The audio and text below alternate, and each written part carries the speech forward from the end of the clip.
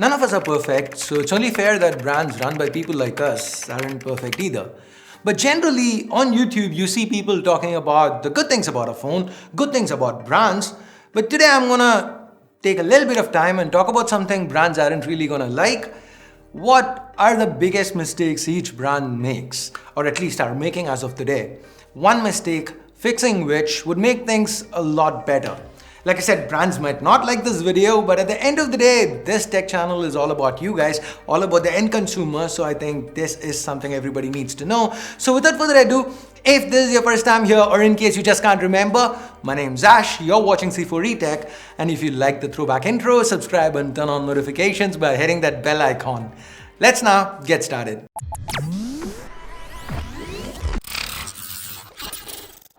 Starting off with number one, this is quite general, applicable to a lot of brands, not just one. There are just too many damn phones. Yes, the budget segment, especially the under 15K market, it seems to get a new phone launch every other day. Be it a Redmi or a Realme or a Samsung, most of the times these phones are just minor variants or even complete rebrands of existing models. Like for example, the Redmi Note 9 Pro and the POCO M2 Pro, the Realme 6 and the 6i and so on. Even a major brand like Samsung isn't above this. In fact, they've been doing this a lot longer, especially with the M and A series. We have phones like the M30s and the M31, which are just the same phones with a slight camera bump. Not to mention Samsung's love for that Exynos 9611 chip. Which actually brings me to my next point, overusing the same hardware. This has got to be Samsung's biggest mistake at the moment.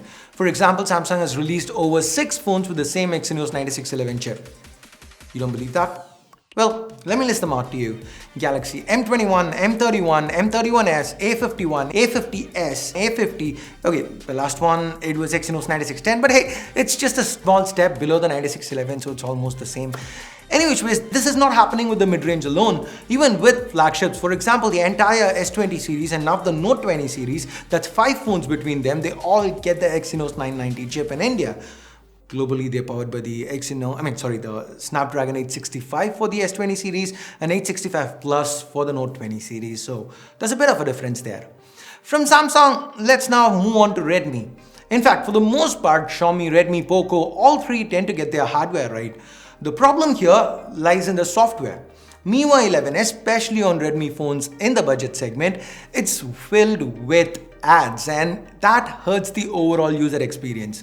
Recently, the Indian government has banned a few Chinese apps over security concerns, but even after that, some of the newer Redmi devices, they still shipped with some of these banned apps on board.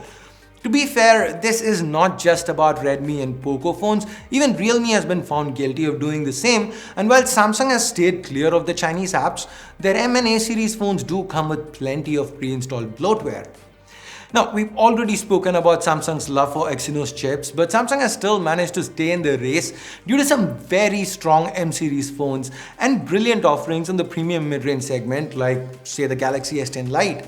Some other brands haven't been able to replicate this. For example, brands like LG, Sony, HTC, they've all, dug their own graves due to underpowered, overpriced budget phones and flagships that are just not connected with the audience.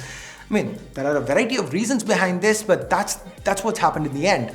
Now, it's gotten back to the point where the audience has even started to forget that these brands exist. Now, think about it. When was the last time when you wanted to buy a phone, you actually thought, okay, what's the Sony phone in the market right now? Or what's the LG phone in the market today? It's been a long time since I've recommended one of these phones to anybody who's asked me.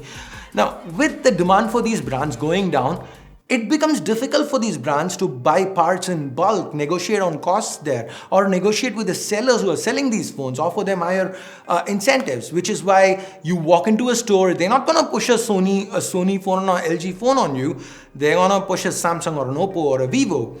So the higher the rates, lesser the demand, and thus they seem to be caught in a vicious cycle of sorts.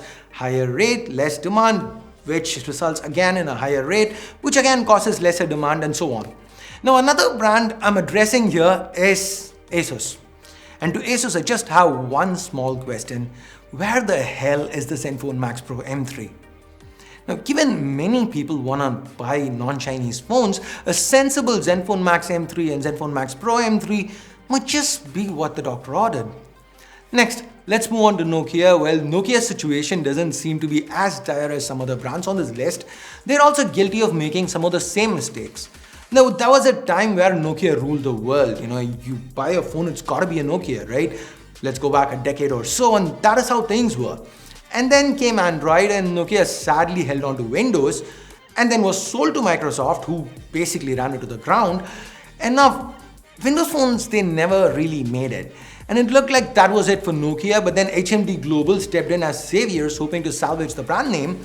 And we were all very excited about it. We got Carl Zeiss back, we got, quite a few nice little Nokia phones. But after those strong launches, Nokia's kind of been non-existent. It's also quite clear that they've been pushing more sales based on the Nokia branding and have kind of been pricing themselves out of the equation whenever they actually have a phone on sale. Now, of course, we can't really talk about a brand, depending on the brand name and pushing pricing without talking about Apple. Now, iPhones, they are expensive. That is the way they are. And for the extra amount you pay, they're going to last longer in terms of software updates and what support the brand is offering. But then, they are even more expensive in India. Let's take the budget iPhone SE 2020, for example. In the United States, it's $399. Converted, that's a little under 30,000 rupees. But in India, it launched at 42,500. Yep, that's about 13,000 rupees more, and that's for the budget version of the iPhone. Apple has been making some of their devices here in India under the Make in India initiative, but the prices, they still remain sky high, even compared to a global pricing. Now, the price problem is something every brand, at one time or the other, they've had to deal with. But it's a little surprising, to a lot of us that even a brand that set out to get rid of, this pricing issue, they now face the same issue. Paraphrasing from The Dark Knight, you die a flagship killer or live long enough to become a flagship. And that is exactly what's happened with OnePlus. The brand that brought us flagship killers, they're now releasing proper flagships like the OnePlus 8 and the OnePlus 8 Pro. And while they're still not as exorbitantly priced as, say, the iPhones and the Notes, they are not really value flagships of years past. What's even more weird is that their mid-range offering, like the OnePlus Nord that they recently launched, it pales in comparison to the Redmis and Realmes with regards to specs. And speaking of Realme, well, they've done quite well with their mid-range and their flagships. I think they kind of lose the plot when it comes to Redmis, especially in the under 10K category or the 10K-ish category. Almost every phone released by Realme seems like a knee-jerk reaction to Redmi, and it seems that they're almost always a step behind. There are exceptions, but almost always that's how this comes across. This is something Realme has been improving in recent times, but they need to get their act together quicker if they want to make a lasting impression in this segment. Now, another brand that used to be super popular in this segment was Moto. In fact, you wouldn't be entirely wrong if you said Moto pioneered this segment with the launch of the Moto G and the Moto E series. But they have quite literally driven themselves off a cliff since the acquisition by Lenovo. True, there have been a few hits in between, but mostly Moto has missed the mark when it comes to pricing, and their great reputation of stock Android and quick updates, that's gone down the drain. And while we expected more fight from Indian companies like, say, Micromax, Lava, Carbon, and so on, they just never invested in R&D, which meant when they were rebranding other ODM phones, that was just not good enough. They had no option but to slowly die out. And even now it's sad to see, the desperation in which they're trying to capitalize on the anti-Chinese sentiment with phones like this, possibly Chinese OEM phones with a paint job. Now, in place of these brands came the Redmis and the Realmes who dominate the online segment, while the OPPOs and Vivos rule the offline roost.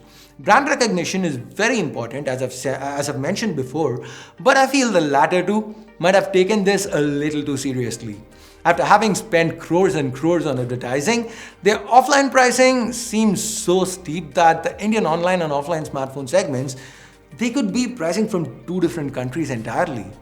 But hey, at least through all these mistakes, these companies have tried new strategies here and there. They've tried something or the other. Every brand has that one phone or a couple of phones that have really stood out and they've managed to do well. But one brand in particular has just kind of shrugged their shoulders and walked off. They haven't really taken India seriously, and that's got to be Google. After the initial disappointment with the Pixel launches, they kind of just kept India entirely with the Pixel 4, ignoring the second largest smartphone market globally. That just can't be a good idea, right? And I hope Google doesn't repeat this again with the next flagship, because their mid-range Pixel 4a, that is slated to come to India. So hey, it is what it is. Now, mistakes do happen, right? That's why we are human. So if anyone from any of these brands managed to watch this video, then please take note, try to fix these tiny issues. Hopefully we can see some change, and in the end, we as end consumers can benefit. And for any consumer watching this video, this is just a general overview of what's wrong with every brand. This is something every buyer needs to keep in mind when you're shopping around for a phone. So like I said at the start, generally on YouTube, you just see videos where people are talking about, hey, this phone has this feature, or this brand is awesome because of this, and not really talking about the cons each brand actually has, because hey, brands don't really like these videos. But like I said, I wanted to do this video because I felt this message needs to reach a lot of people. So if you can, please do share this video. And if you have any other major con about smartphone brands like service or say flash sales or anything else, leave a comment down below, let me know, and maybe I'll do a follow-up video to this with, hey, this is the people's choice. And I guess that's pretty much it for this video. Thumbs up, thumbs down, you know everything that you need to do. Thanks for watching. Thanks for your time. Share this video if you can, like I said. Until next time, my name's Ash. You've been watching C4E Tech, and I'm signing off for now. You guys have a great day. Bye-bye.